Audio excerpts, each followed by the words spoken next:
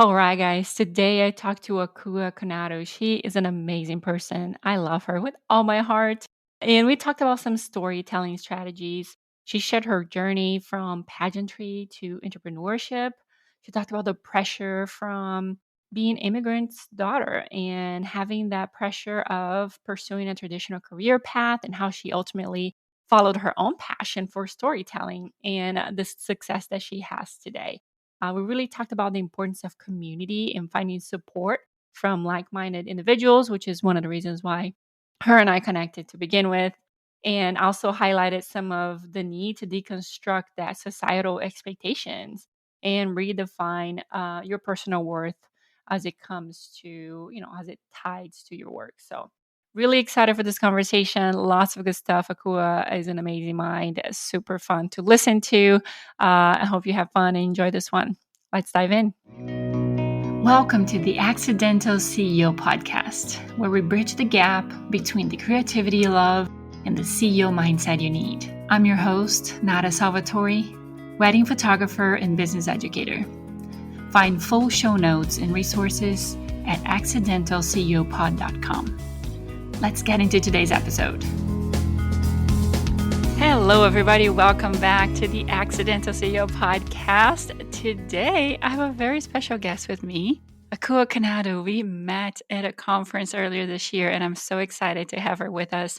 She has a lot to tell us about storytelling and strategy. She's also a podcast host and a speaker and the lover of all fun things when it comes to business, just like myself. So I love to have her here today. Welcome, Akua. Oh my gosh, thank you so much for having me, Nada. It was so fun meeting you at the Creative Educator Conference. Such a fun 2 days. So I'm just so grateful to be here. So thank you. Awesome. So she is a CEO just like all of us. So I want to just hear her story first about what she does now, all her services now. And then we're going to backtrack a little bit into how you got to where you are today. Yeah, so I'm a storytelling strategist. So I love working with independent business owners like yourself and also SaaS companies of really leveraging stories to help them grow on social media and essentially like increase more sales in their business.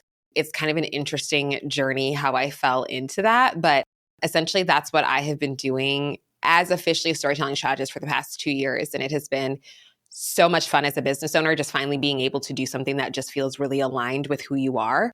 And being able to serve people in that way has been truly amazing and has helped me to create the business that I have today. And even has led me into this opportunity of being the host of the independent business podcast through Honeybooks. So I love that. So tell us a little bit about the story. I'm sure there's an interesting story of how you ended up where you are today. I want to know the deets and how did you become an accidental CEO and a successful CEO today? yeah, so I fell into my business through pageantry. So I am a former Miss Minnesota International, which was such an incredible and amazing experience. And that truly just changed the trajectory of my life.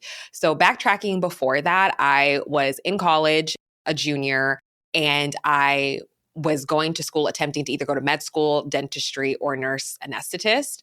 And I still couldn't have it figured out, but I was working at the hospital at the time as like a CNA trying to accumulate those hours for trying to decide what I wanted to do. But I learned pretty quickly that like this was not the route for me.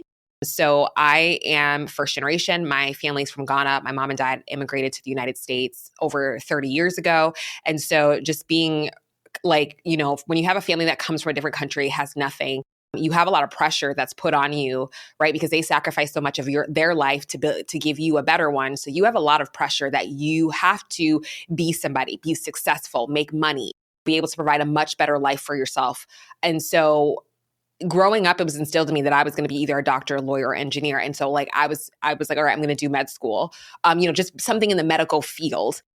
When I became a junior in college, I just learned pretty quickly that this was just not for me. I wasn't happy. I was like, I don't really know what I want to do.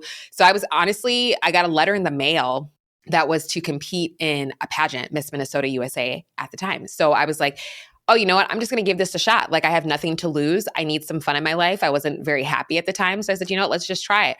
So I did that and I competed and I prepared for 9 months, really learning how to speak, how to walk in heels, makeup, all of that stuff, accumulating volunteering hours. So I did that for 9 months. And so Miss Minnesota USA was what the pageant system that Donald Trump used to own. And so that one I competed and I made top 15. I didn't make it into the top 5. I didn't win, but that was a really, really cool experience and it was really fun. And I was like, you know what? I think I kind of want to try this again. So I wanted to compete again afterward in the same system, but I had aged out by 3 days. So Oh, how dare you? yeah, I So was like, what? Like, I was like the December 28th, my birth year, and it was the cutoff like the year after my birth year, January 1st. So I was like, you have got to be joking me. So it was so funny, but I was like, okay, like either way, this was a great experience. And so then my pageant coach was like, hey, I think the international system would be a better fit for you. And honestly, too, is for people that are a little bit, that have aged outside. And I think, let's just give it a shot. And I said, all right. So it was 3 months later, I competed and then I won. And so it was through that whole journey of pageantry that really changed things for me. So within pageants, you have to have what's called a platform. And this is a lot of systems. They all do that, where you have a cause that you care about, because if you win, that's what you're going to be focusing on for the year. That's where all of your hours, like your speaking opportunities, volunteer opportunities, it is surrounded specifically with this platform because you're bringing more awareness to it. And so mine was No More, which aims to end domestic violence and sexual assault against women and children. And so that was my platform. And so that year when I won, that's all I focused on and spoke about it. And I just want to give a trigger warning for everybody. I am a survivor of domestic violence. And so sharing my story through that as I was Miss Minnesota was very impactful. There were so many people that said that they connected with my story. It didn't matter their age. It didn't matter their race. It didn't matter their socioeconomic background. None of that mattered. They were able to connect to my story in some capacity. And what I learned is, obviously my platform was very heavy, right? And it is a topic that can naturally make people feel very uncomfortable. But I spent eventually then a year learning how to strategically share my story in a way that didn't make it about me, but made it about other people, to be able to give, bring more awareness to this topic, bring more funds to this topic, all of these different types of things. And so that's what I learned within that year. And that completely shifted things for me, where I realized, all right, I know for sure that med school is not for me, and I don't know what this is, but I'm going to keep leaning into it and keep exploring it. And so, I'm getting ready to give up my title. My reign was coming to an end and I'm getting ready to crown the next winner. And I was sitting in a coffee shop and I was Googling stuff just from my experience throughout the year. I was like, marketing, branding. I just kept throwing in keywords into Google, and I came across this person's website, and she had the vibes, very beachy, looked like she was living her best life, surfing the waves in California. And I saw her website and read what she did, and it was Instagram strategy. And I was like, I think that's what I want to do. So I reached out to her and shared with her a little bit about my story, and come to find out that we literally grew up she's in the same state as me, and also grew up 20 minutes away from where I did, which was so wild. And so she essentially took me under her wing, and she's literally one of my closest friends to this day that has played a huge monument, played a very instrumental role in my business, the business that I have today. So it is just wild. So she took me under her wing and eventually just kind of told me hey, there's this group that meets once a week every Tuesdays, not once a week, sorry, once a month every Tuesday. And, I think you should come to it. And I was like, all right, sure. Well, that month rolled around and she wasn't able to make it. And I was so excited to go. So I was like, I'm just going to go by myself. I'm not waiting another month for this. So it was at a lake in Minnesota. And anybody that knows, if you're from the Midwest, summers are crazy because we're all hibernating during the winter because it's so cold. So this lake was packed. It was at Lake Harriet. And there was no sign telling me about who this group was. I didn't even know the name of this group. I don't know what it was, but I just saw a group of people amongst the masses sitting there. And I just walked up to them and I said, hey, is this the entrepreneurial group that meets once a month? And they were like, yeah, that's who we are. And it was through the Rising Tide Society. And so that's kind of how my CEO journey started. And when I met with them, I did not have a business. I kept showing up every single month without a business. I just was like, look, I think I kind of want to do something with Instagram strategy. I'm not really sure, and all that type of stuff. And it was through them in that community that helped me build the business that I have today through Rising Tide and Honeybook. And so eventually it was a little bit of a side hustle. And then eventually in 2020, 3 months before the pandemic, I decided to take the leap and go full time. Right on time. Right on time. Right. And so, now 4 years later, here I am still to this day. So the power of community really, truly has shaped the way of how I even show up as a business owner, because there were so many people that have helped me along the journey to where I am today. I try to to come from a place of service in that same way. How can I pay it forward for the people who did the same thing for me? So that is a little bit of my journey there. Kind of long-winded, but I brought it back, you know. Yeah, what a great story, and thanks for sharing. Thanks for sharing with details. I love understanding. I think that tells a lot about who we are by looking back, where we came from. So I appreciate you going into details and sharing your story. I wanted to ask a question. You mentioned, being the daughter of immigrants and the pressure that comes with that, which I'm sure I'm going to put on my kids. Planning on it. Because I am the parent that came for the opportunities and all that. So, how did that go with your family once you decided to kind of follow this path of entrepreneurship and something that maybe wasn't so defined and shaped, especially in the beginning? How did that conversation go? Not well. Not well at all. My mom was consistently pissed at me on a regular basis. I think because, I also have two other siblings, and one of them works in IT, has a master's degree. The other one followed my mom's footsteps of also being an RN, working in the hospital. And so, and I was the middle child. So I kind of was a little bit of I guess my siblings call me the wild one. Like I was very outspoken, kind of did what I want, how I wanted to do it. So I just kind of looked at my mom, especially like, you shouldn't be shocked. But either way, it didn't go well. You know what I mean? And I think it was rooted in fear. She just was like, I just don't want you to struggle heavily in your life, just as I did. And, it's not even just being an immigrant. It's just, there's a lot of, I think, millennials, especially, like we were told that in order to be successful, you need to graduate high school, go to college, and then you will have the job of your dreams. You will make a lot of money. Like that is the misconception. And a lot of us millennials are struggling with that to this day, with this ridiculous amount of school, like loaned debt. I'm one of them. And I still graduated, right? Like I made that promise to my mom, but I have a degree that I currently do not use at all. And so now do I think I appreciate the journey? I think, if I wasn't through that journey, I wouldn't be where I'm at today. But I think, again, that pressure just to have your life figured out. And fun fact, I actually did not go to college right away. I actually dropped out for 2 to 3 years, went back at 23, graduated at 28. So my mother was also pissed about that. So you like add that layer. And then I just was like, psych, like I actually don't want to be a doctor. I want to be an entrepreneur, and her not really understanding what that looks like and just a lot of the fear. And it was just my family. And like my siblings were more supportive, but they were just kind of like, well, what are you going to do for this? And what are you going to do for that? And I just knew that I knew in my heart. And I was like, at this point, I can't explain my decisions to anybody else, because I have to be okay with the decisions that I make every single time when I lay my head at night. And I'm not at peace with it.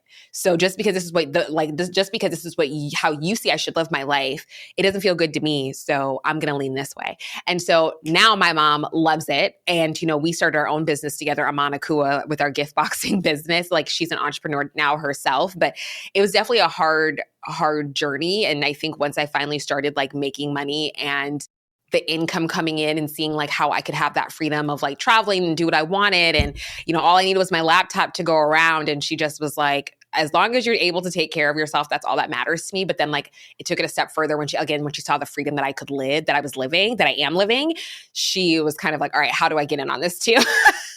Yeah. So yeah, I think again, it's just, we don't understand what entrepreneurship looks like until we actually see other people doing it. And then that's where it really gives you the opportunity to really shape it the way that you want to make it work for you. It's very difficult for somebody who's never been into entrepreneurship to understand what it means and how you're going to take care of things and where's the structure of it, I come from a family who definitely did not get college degrees, but then went into working for somebody else, and they knew that that's what you should do. You should get a job somewhere and work for somebody and find something that you love.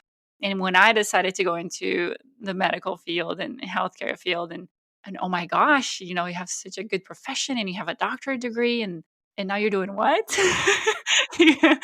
You're gonna stop all of that. You work so hard to get it. Yeah, 1000%. I think, the people that everybody from Rising Tide, like they were truly the people that I leaned on for that support, because they understood, they've been through that journey. And I think too, I kind of want to talk about too, just like because you mentioned it earlier, but just deconstructing that, right? Like you said, too, like you went into the medical field, and like when we hear, still as a society to this day, when we hear somebody's like a doctor, a lawyer, right? You're like, ooh, right? Like people, you can see it in their face of how all of a sudden when they find out what your profession is and how you're treated. And so when you hear entrepreneurs and people, like I know back in the day, I'm not saying now, but just like 4 or 5 years ago when I would mention that, my family would kind of be like, okay, like, and it's so interesting how for me as a business owner, just where I really had to deconstruct the way that I thought of like my work is no longer tied to my worth, because that was essentially just how I grew up constantly of like, I needed to be somebody. And in order to be somebody, I needed to be making a lot of money. I needed to have a degree that gave me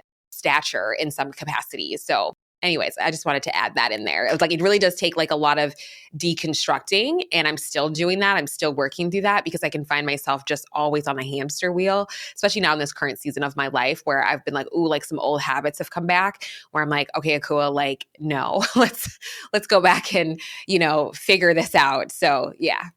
So let's dive a little bit more into what you're doing now. So I want to know, how do you define strategic storytelling, and why do you think that is so critical for success in your business? I define strategic storytelling as, just to put it as simple as possible, really taking your products and services and sharing it in a way that gets people excited, that wants to be able to purchase from you. So using, even down to certain languages that, that your target audience would be using, infusing that into your content to where it's more impactful. And one thing that I love about storytelling is that I say this all the time, but it truly, really does does the heavy lifting for you in terms when it comes to selling your products and services. And that's what I love about it so much. And I think especially just how much entrepreneurship has shifted so drastically, especially the past few years. Storytelling has always stayed the same, but the way that we share stories is consistently changing. And so I think, again, storytelling can really be that thing that you're missing within your content strategy that can really, honestly, whether you make a sale or not, I think storytelling is really, really like that missing piece for a lot of people. Yeah, I agree. Like you said, it's constantly changing, so it's hard to stay on top of that. And why it's so important to work with somebody like you that does have that skill and can help people figure it out what to be saying in order to connect with their clients. So, what are some of those key elements that make like the business story impactful and memorable? Oh my gosh, yeah. Number one, I think I always like to tell people a lot because we all get really overwhelmed with storytelling. Everybody, or people always say like, I don't have any stories to share and this and that. But if you want to know a really great place to even start of making an impactful story, you need to learn how to actually collect stories. Like you need to be able to really be much more intentional of just your everyday and seeing what things are happening around you. Like there are stories always, always around us that you can always drive back and bring it back to your target audience and to your business. Because number one, that makes you more human. It makes you more relatable, and it builds more of that know, like, and trust factor that I think is just so, so important. So one thing that really does make a story very impactful is, do you capture people's attention right away? Like, do you have a really, really strong hook? I think that's something that's really, really, really important. A misconception that we have, which I was guilty of this too, so I'm not going to act like I'm perfect, right? Like I am a business owner, always learning, always evolving in my services. But we used to always start stories of like a beginning, middle, and end. Who says you have to start stories that way? You don't have to. Storytelling is not linear. It truly can go in a multitude of directions that you want it to go in. So like really think about like, you don't have to start a story. You can start a story in the middle. You can start your story in the middle. You don't have to start it, at the beginning, or you can start at the end and backtrack, you know what I mean? And there's multiple ways that you can do it to really capture and hook your audience's attention, because you only have a very, very short amount. So that's something that can make a really impactful story. Like, how are you going to garner their attention? Number one, are you clear? Is it simple and clear? A lot of the times we provide so many unnecessary details. So really ask yourself this question of like, why do I want to share this story? What value is this going to provide my audience? Really asking yourself those key questions, so then you're able to filter out in the story of like, is this really helpful to my audience or is this not? Like, what is the main key thing I want them to take away? Because then if it's not going to the main key thing, remove it. You know what I mean? Like you want to get straight to the point, make it engaging. And so like don't include unnecessary details because storytelling is very powerful. It really does affect our body and our brain. So already in our brain, when we are hearing a story initially, we are filtering out information. So when you are using down to the language that your target audience should be using and really keeping things straight, simple, and clear, instantly their brain is going to be like, your brain is going to instantly start paying attention and being like, oh my gosh, okay, like this is starting to resonate with me. I'm engaged. I want to know more. You know what I mean? So really just being simple and clear and also to being, I hate this word because it's so trendy. Like we say it all the time, but it's truly being genuine. We feel like a lot of the times that like we have to embellish certain things of our story just to make it more engaging. And you really don't need to do that. Just be honest. Like, hey, I sat down at a coffee shop with a friend and we had this really great conversation. And this is what it taught me about my business. You know what I mean? Or, how can you bring things back again to your audience? And so those are some key things that I think make a really impactful story. Like, how are you able to hook your audience right away? Making it simple and clear. Are you able to be authentic, be honest, be genuine, be true to who you are? I think those are some really key points. And then also to having a clear call to action. Like a lot of times people will share a story and like, I think it's great when you're sharing it like on a stage, right? Like when we're all leading a keynote or a breakout and stuff like that, and we're sharing those stories, great. But if you're like, especially in your social media content, what do you want people to do after they hear the story? You just did all that work and you just walked them through that journey and you're going to lead them astray. You're going to tell them, right? Like where you like bring like, what is it? Like you bring like a horse to drink the water, but then like you don't tell them to drink it. You know what I mean? That's not a really good analogy, but like we need direction. We need direction. People want to be told what to do. And so storytelling really does remove some of those barriers, which kind of sounds manipulative, but like if you are able to tap into certain emotions, you can get your audience to do whatever you want them to do. Right. And so are you having them clear, but also to having a clear call to action, but also to really being clear on what emotions you want them to lean into is so, so key and so vital with storytelling. So sorry, I kind of like threw out a whole bunch of things. No, those are all great. Great concepts. So I really like where you talk about deconstructing the order of the story, because I feel like that's a lot of what the current state of like social media and content sharing really asks for. I mean, we talk about the hooks, So basically you're starting the story by maybe the end or maybe the middle by like telling your audience something that's happening or that's going to happen and why they should keep watching you, right? Why they should keep listening to you. And same thing happens with email and copy on websites and all kinds of things that you do. Like you need to start in a way that it's going to connect with the audience and is going to have them listen to it. And like you said, the way to do that a lot of times is by using the language that they're going to keep the most. Because you said we throw away a lot of what we don't connect with when we're listening to things. But the more you can tailor the message to that audience, the more they're going to retain and the more they're going to respond to it. So all of that is very, very important and, lots of great aspects of storytelling in there. I'm currently taking some courses on communication and like presenting, speaking, and that kind of stuff. And the instructor talks to us a lot about storytelling. And he does say, like, you need to tell people why you're telling them the story, like basically what you're saying. And literally at the end of telling a story, you can say, I'm telling you this story because, and then connect to the main point of what you're trying to do. Maybe something you're trying to sell, maybe it's a service, maybe it's an advice, a tip, but help people understand why you're telling the story to begin with. Because you might know in your brain, but maybe you didn't do a great job storytelling to connect all the dots. So it is okay to tell people why that story is being told and connect that to, the end goal. 1000%. And I think again, like we've heard this fact so many times, how you're able to remember facts up to 22 times more when it's weaved into a story. So really think about when you're selling your products and services. Like for me, like my example, my storytelling intensive, I love it. That's my baby, right? Like I built it from scratch and I care about it. I love it.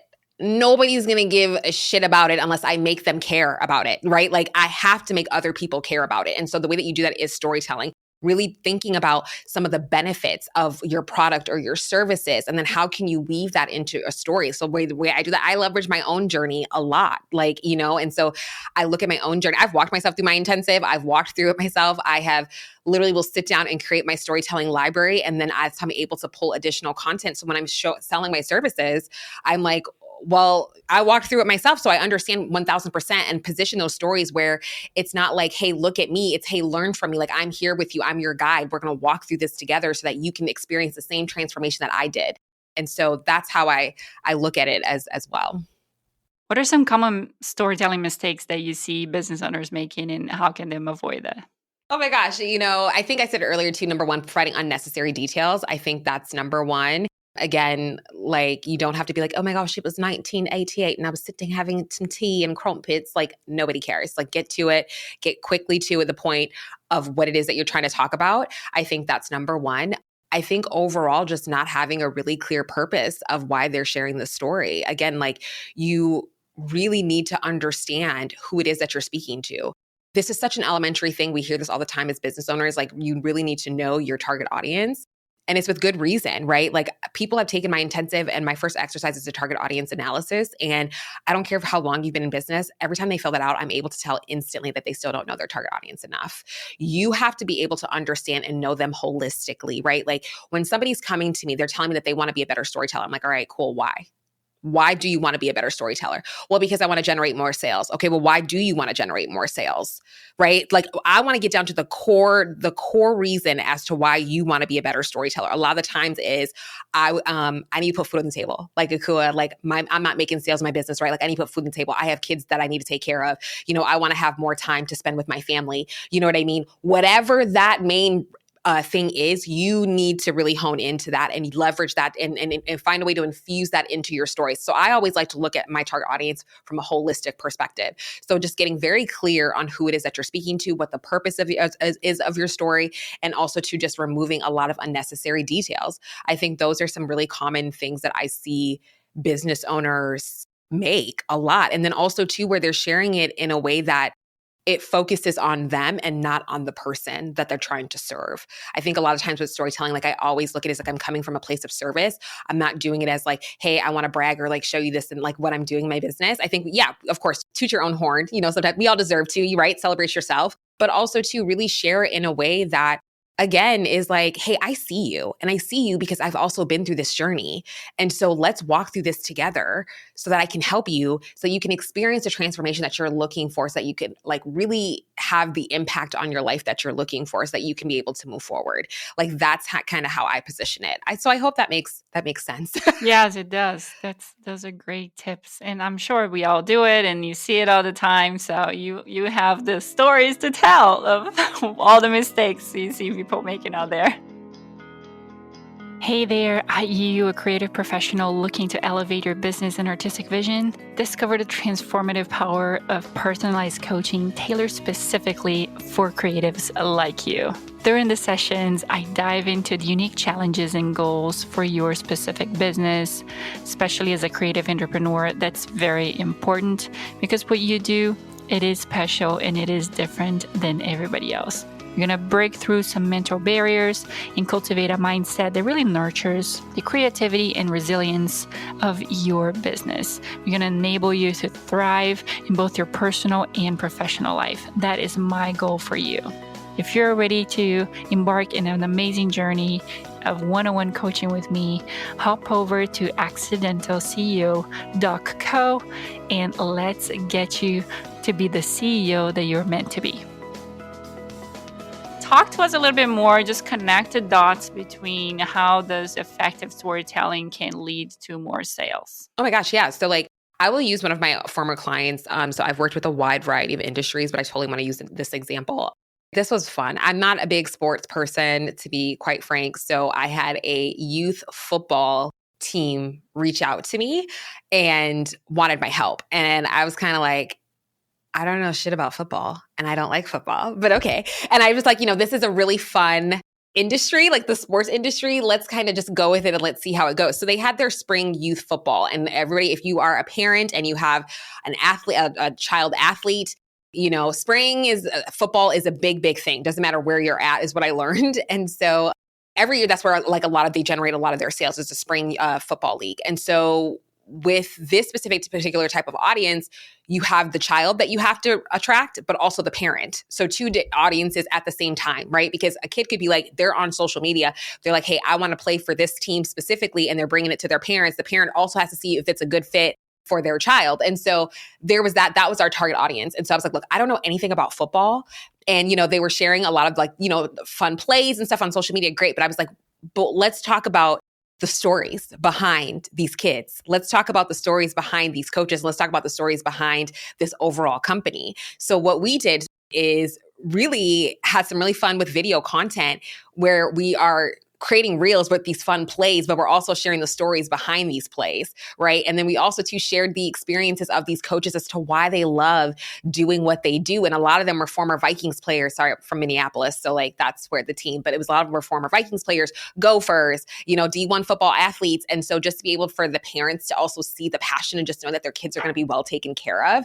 So we shared some really fun video content, carousel posts, those types of things, email marketing as well, just sharing more stories of what the kids can expect, but also to the expectation of like what the parents are going to get out of it for putting their kids in their league. So we increased sales, I think by like, oh my gosh, I can't even remember the case study, but it was by quite a large amount. Like I think we were at 6%, like it was 6%. I think we increased it to like 15% in sales. So it was a really great experiment just to see the power of how storytelling can really make a difference in your sales. And so you can use storytelling as a great way to nurture, which is so important before you launch a product or service.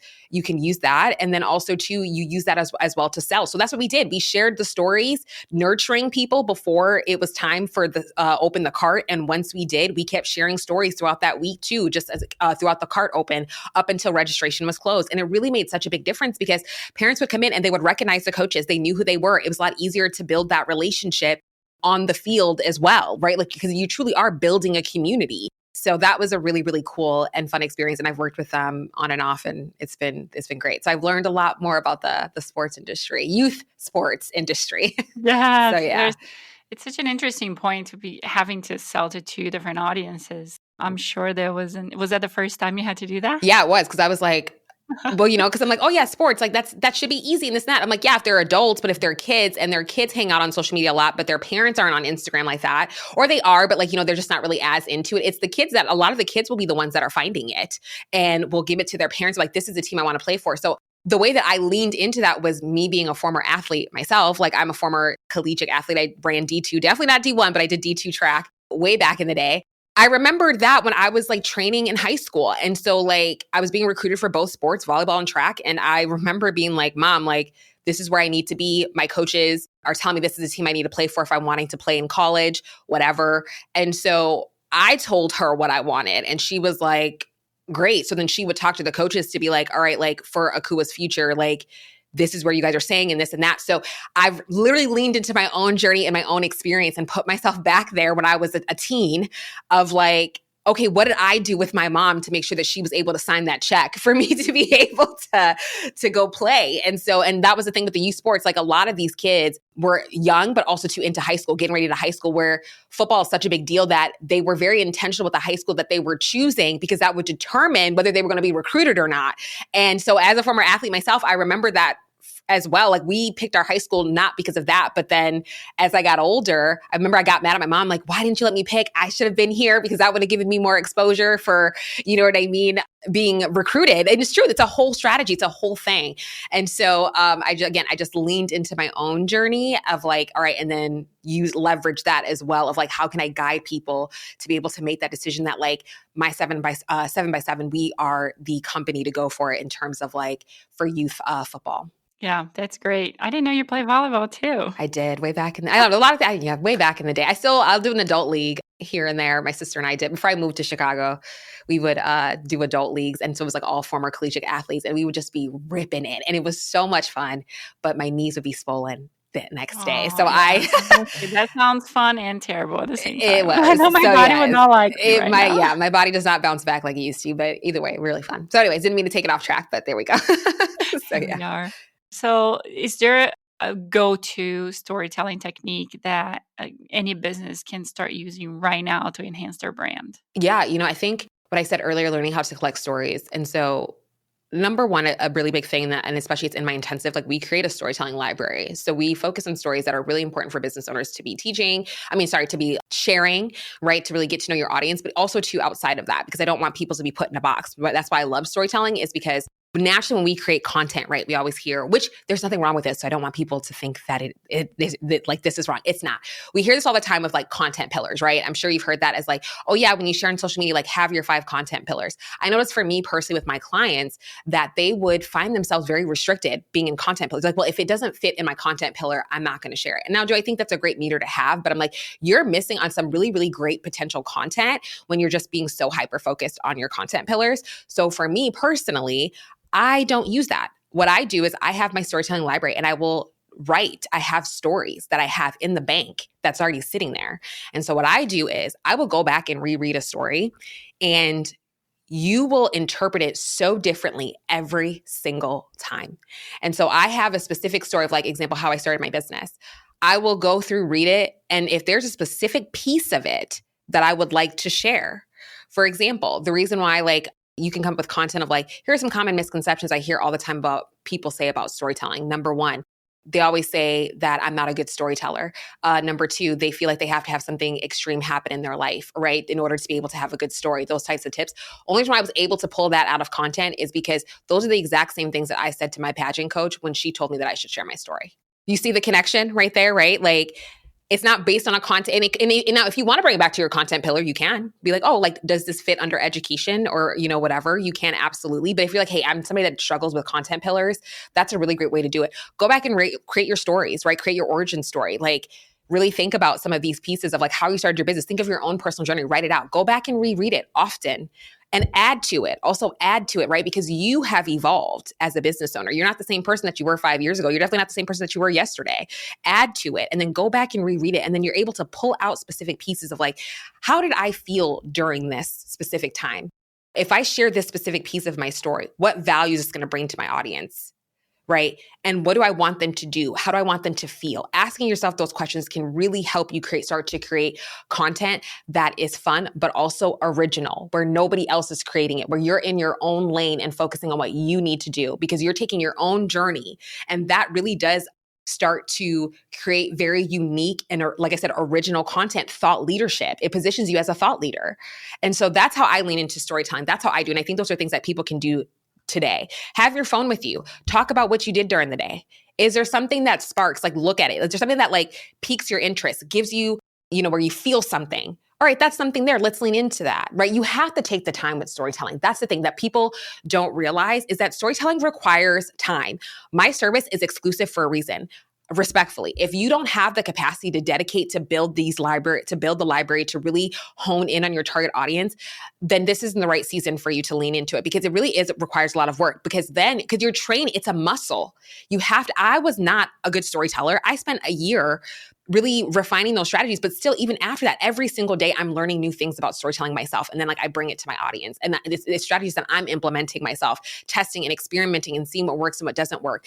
And so it's a muscle that I'm consistently building every single day. So you have to make the time to be able to create these stories so that you can be able to share it a lot easier. Because now I can do stories off the rip, no problem when I'm creating content.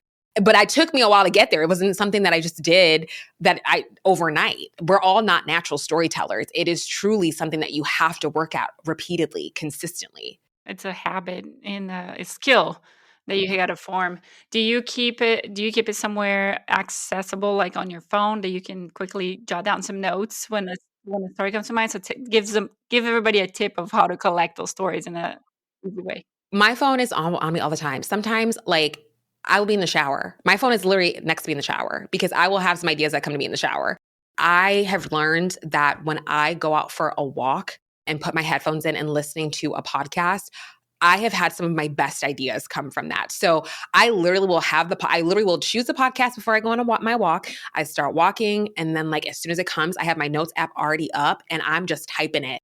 Because, right, like we all know that inspiration can be fleeting. So, you know what I mean? Like I'm trying to find myself in a constant state of flow, which is not easy to do as somebody who is, I'm pretty like, I can be like laid back, but like also too, like it's hard to find yourself, especially with life and all of our obligations and things that we have to do. It's really hard to find yourself in a constant state of flow. So I'm trying to work better on that. So I'm like, for me, going on a walk really does where I have some of my best ideas. Journaling is really huge for me. Those are the things that I do where like I'm able to start getting some of my ideas, or even too, like if there is where I'm having a hard time with like a client or in my business, really journaling and journaling from a place where like I'm able to get it out on paper, but also to look at things objectively, I'm able to pull out content ideas from that, even just from that. You know what I mean? So I think really think about the things that fill you up, and also to like, that's how I collect my stories, and just do the things that bring you joy, because then that's when like your best ideas will come. That's for me personally. And I always have it on my notes app, but I also do have things on my Google Doc. Like when I'm like actually going to have dedicated time, really setting dedicated time, maybe it's just like 10 minutes, 20 minutes, an hour of just creating these stories. Like create like, okay, like how did you start in your business? Create that story from where you are now to today.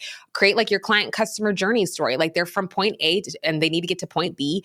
What, like, how are you helping them get there? What steps they need to take to be able to do that? You know what I mean? And then you use that to create other stories, because there's always stories within stories. We don't realize that. We always think because we created this one story about my origin story that's the story. No, there's stories within that. So when I said earlier, go back and reread your story and pull out a specific piece, that could spark a different memory, right? That you didn't even think of, you know, that you wouldn't have thought of if you didn't go back and reread that. So, you know, there's stories within stories, and I need people to remember that. So when you're creating that story, you're not like, oh yeah, my client customer journey story. Yes, I have that. Okay, but there's stories within that client customer journey story. So go back and look at it, because it's going to spark ideas. Or like same thing when you have your clients that you're currently working with, how was that process? Write that story out.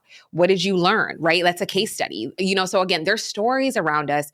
You just have to lean in with curiosity. That's just one of the main things that I like to share, really leaning in with curiosity and being open to receiving, right? And so then like when you're in that type of openness, things just flow a lot easier. Yeah, those are great. Like really finding yourself in some activities that will kind of get the juices flowing and get you to thinking, but then be prepared to collect that information and write it down in a way that you can revisit, you can expand on it and create those stories within stories. Exactly. Voice notes. I'm a voice note girly too. So Oh you can yeah, record me yourself really too. quick. Voice notes. Like do whatever you got to do, right? Because like, again, like you have the inspiration, because how many times have we been like, oh yeah, I'm going to remember it. And like this brilliant idea. Then you go back and you're like, shit, it's gone. You know what I mean? So yeah, definitely. Absolutely. That's kind of the things that I do. It's awesome. I have a waterproof notepad in my shower now because of that. I love that. I love that. And I should absolutely do that, because I'm so tired of like, I have like my towel, but like on my hook that's right next. So I'll like literally stick my hand to dry my hands and then type it out really fast. So like, No, you need that, girl. You need that. I need that clearly. Yes. Tell us about a story of maybe a client that used that storytelling strategy and dramatically transformed their business. Do you have somebody that comes to mind? Oh my gosh. Yay. Yes. Her name is Sammy. She's amazing. And she walked through my storytelling intensive, and she's a photographer. And what was really cool about her story was she wants to focus on families building a legacy, which is really cool. Like that's her thing, right? Like helping build, create family heirlooms and all those different types of things. And so she walked through the intensive where we did like her target audience analysis.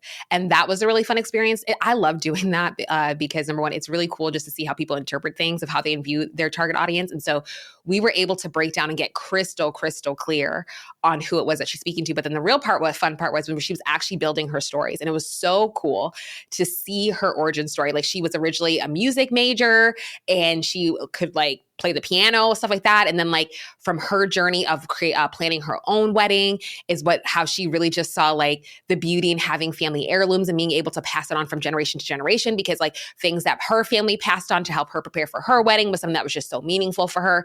And so also too, she was like, Akua, I also would like to share also too beyond my business, right? Because we as human beings, we're multifaceted.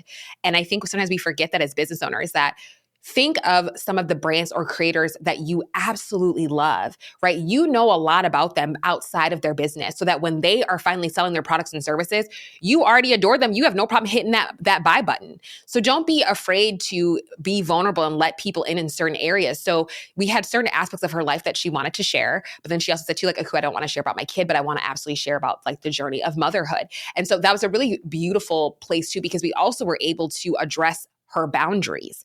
I think that's another thing that people struggle with in storytelling, is that they see some of these bigger influencers or just influencers in general that are really like sharing their whole life and are being very open and transparent. And while that's very beautiful, people are like, I don't want to do that.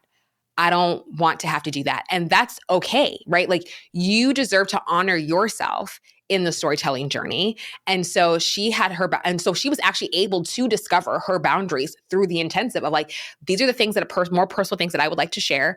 And this is how I would like to share it. So just from when we went through the intensive, just from going through that storytelling library, just 3 stories that we created, we were able to pull off like almost 40 content ideas just from that. So this is what I'm saying. There's stories within stories. And so it truly is such a beautiful, beautiful thing just to see how she evolved as a business owner and how we were able to pull out so many different content ideas to be able to serve her audience. And so like I said, it makes it so much more easier. It's very freeing because there's no wrong answer. There's no wrong answer, right? Like your life and your journey and your gifts are they're unique. So you're using that to be able to create unique content. So that's kind of how we did that, if that makes sense. Yeah, that's great. And I think a lot of people struggle with that concept of like, how do I differentiate myself from all the other photographers or all the other copywriters, all the other web designers? Like, that is it. Like, lean into your stories and pull your content from that because there's nobody else like you out there. Exactly. I'm not the only storytelling strategist. I know that. I've met some that are wonderful, that are amazing and are so good at what they do. But the reason I've been able to get the clients that I have is because I'm very clear about my values. I don't sugarcoat who I am. How you see me here in this video is exactly how you see me in real life. I truly am myself. And so that is how I'm able to stand out, right? Like you have to be confident in who you are. And I think the other storytelling strategies, that's how they're also able to get their clients because you want the people that you enjoy and love working with. That's what I want. And so I lean into my gifts, I lean into my journey, and I'm very crystal clear about who I am, my values, and those are the people that I want to work with whose values align with mine. So let's talk about the future a little bit. What kinds of trends and changes do you anticipate in the way the business will use storytelling in the future? Oh my gosh, so many different ways. And I actually have a storytelling quiz, which I have recently launched. I redid it, which has been so much fun. So I'm just going to put the plug in there for that because we all truly have very different storytelling styles. And it was so funny because it was actually inspired from the Creative Educator Conference by all of you that were how I literally rebuilt this quiz because from all the different educators, myself, you are one as well. Like we all share our stories so differently and we have to evolve in a way that really aligns with who we are. And so I have my storytelling quiz. I'm going to put a shameless plug in there for that. What's your storytelling style? I really want to encourage everybody to listen to it because for example, I am more of, when I took my quiz, I am more of a magnetic storyteller, I guess, Okay. I was like, okay, girl. And the way that I was like, okay. And the way that and it's true. And the exercises that I created for each personality, it aligned with me. I said, yes, I love this. This is truly how I actually do create my stories. And then I had my friend Ashley Bowden. She took the quiz and she was a person that I used to create it. And she didn't know I was creating it. She took it for fun. She's like, this is oddly accurate. And so like That's scary. yes, because she's like, because she's a soulful storyteller. She leads with her soul, right? Like she's very emotional driven. But somebody who shares their story like that struggles with sales. They do struggle to sell. They have no problem capturing people's attention, but what they have problem is converting that attention, right? Because they don't know how. So they're missing that piece. So then we have very specific exercises for more of a soulful storyteller. And then like Laylee, who leads the Creative Educator Conference, she's more of a savvy. She said this at the conference. I personally will not make you cry. That's not the type of educator I am. She's more savvy. Like, hey, step 1, 2, 3, 4, 5. This is what you need to do to get what you want. That's more savvy. Here's your data. So, but here's your data, which is wonderful, which is great. But what you're missing is the emotional piece. Then how can you know what I mean? So again, those exercises are gonna be very, very different. So that's why I'm like, okay, the storytelling style will absolutely help you with that. As things change and evolve, you're gonna change and evolve, right? But I think also too, even just generally with what I'm seeing in the industry is authenticity is going to be the biggest factor with especially how AI and all of these different types of tools and everything has played such a major point. The thing that trumps everything is human experience. Your experience, your journey, nobody can take that from you. That's what you have. So hold on to it dearly and leverage that. Keep that as key. I think vulnerability is such a big thing. So really fun fact, I don't know if you're on TikTok a lot. Sometimes. Okay. So I don't know if you heard about this woman called Risa Tisa. Have you heard of her? No. Okay. So she blew up on TikTok this year from sharing her story. And it was, she did a 50-part 50-part TikTok series called Who the F Did I Marry? Oh. I want to just say this one more time. 50. There were 50 videos on her TikTok called Who the F Did I Marry? She literally blew up, became an overnight sensation just from sharing her story. 50 videos. People stopped everything that they were doing to listen to this woman's story because it was freaking crazy. It was wild. But also too, I'm like, let's break down some of those storytelling techniques because those are some of the things that we're seeing today in this industry. Number one, she set us up immediately. She gave us the expectations. She was like, look, this is my journey. This is what she was like. I'm going to tell you about my ex-husband who is a complete liar and everything else that came with it. Like, that's how she started it. She's like, it's going to be long. It's going to be like she gave she was like, I'm just here to tell you, this is just my story. Like, she gave the expectations immediately, right? Because now we hear right now in the industry that like, oh my gosh, like you have to be able to create stories that are like, right, capture people's attention, keep it short and sweet. I do still think that is valuable, but also too, long form content still can reign, right? It can still do what it needs to do because she kept us hooked for 50 videos equated to 8 hours of watch time, just so you know. And people watched it. And so she set the expectation up right away with what people can expect. And so she went in every single story. She kept it simple. She didn't go out here. There wasn't any crazy edits. She just talked into the camera every single time. That's what she did. She kept it simple, right? What I love about storytelling is that you work with what you have. Work with what you have. You have everything that you need to create the content that you're looking to create. You don't have to have anything fancy. You just need your phone, right?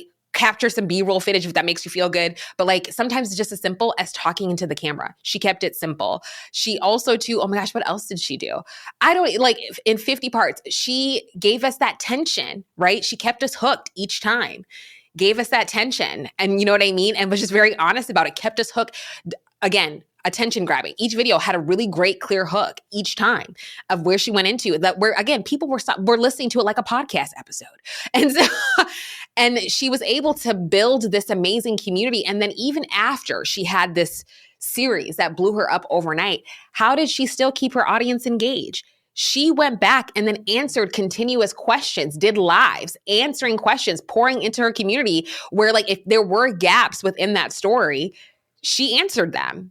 And so making herself accessible, right? Where people can come in and have these real conversations with you and about your journey and, or, you know, whether your products or your services.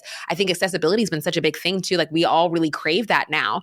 And so those are some of the things that I am just like seeing in terms of storytelling, especially like on video. You know what I mean? You can keep people hooked. I think, again, if you tie it back to your target audience, keep it simple, make yourself accessible, but don't be afraid to be vulnerable and don't be afraid, but still honor yourself because you still deserve, like you matter too. But still, she said she was able to share it now and laugh about it now, but she certainly couldn't do it when she was going through it. Like that was not an enjoyable time for her. So you know what I mean? But anyway, check out Recent Teaser because it was wild. I did not personally watch the full 50. I watched some of it, but I went to the Cliff Notes gal. So there's a Cliff Notes gal on TikTok. She takes all of the crazy stories and she makes it into a Cliff Notes. But her Cliff Notes were also a little long because it was so long, but it was really great. But it was just powerful. And she's an overnight sensation. She now has a influencer management company that represents her. I mean, that should tell you the power of storytelling, all from sharing her story. And she's not the only one that's done that. So that's great. Akua, my last question for you. How does Akua Konadu define success? I think success to me is truly just having the life and having the freedom to live my life, the freedom to be who I am. I think so many times, I think with my own personal journey of just growing up with what I shared earlier, I was told I needed to be a certain way. I needed to act a certain way, especially even just being a woman of color and navigating, right? Still here, it just being a woman of color in the US. And we're always told we have to be a certain way in order to fit in and this and that. And I don't care to do that. That's why I started my business. This is why I don't know, like I left corporate. I wanted to be me where I can shoot the shit like this and, you know, and be unedited and truly just live my life unapologetically and having the freedom to do that. And it's such a beautiful thing. And it is truly, truly a gift when you can be able to do that. So that is what success is for me. And that is what I continuously lean into today. Tell everybody, where can they find you if they want to be better at storytelling? Yeah, so you can come hang out with me on my website, akuakonadu.com. Hang out with me on Instagram at akuakonadu_. And then you can also find me at the Independent Business Podcast powered by HoneyBook. So check us out over there because we have so many amazing business owners that come on the show. And then also to take my storytelling quiz. What is your storytelling style? And let me know what you are. Please send me a DM because people have, and I love it. So please let me know what you are. Perfect. We'll link that for you guys.